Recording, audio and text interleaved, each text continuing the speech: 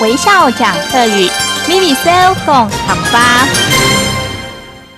Hello， 大家好，我是徐薇老师，又到了微笑讲客语的时候了，咪咪 cell 共哈发，期待吧。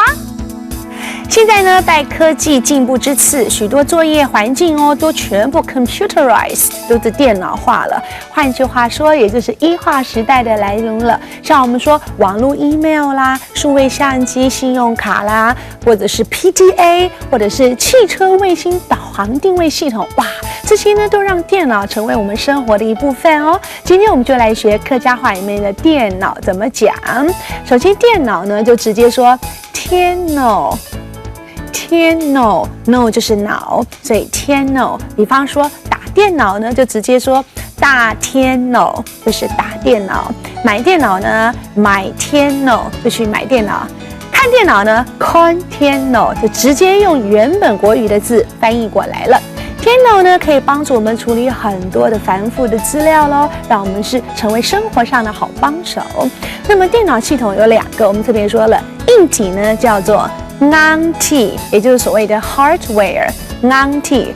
软体呢，软体，软的 software， 软体。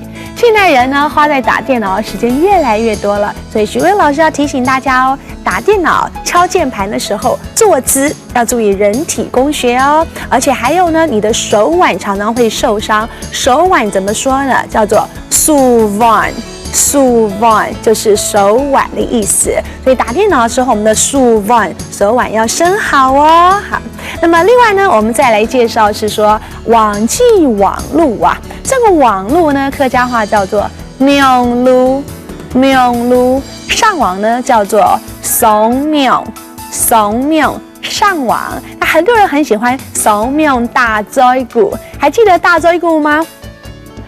就是指 have a chat 聊天的意思，所以上网大嘴鼓就是上网聊天。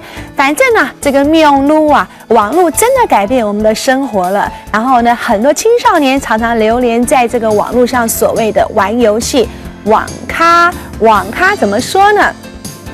网咖叫做网咖。哎呀，希望小朋友喜欢玩电脑游戏，不要在网咖里面流连忘返哦。我是徐薇，安子 C 张磊亮哦，再见。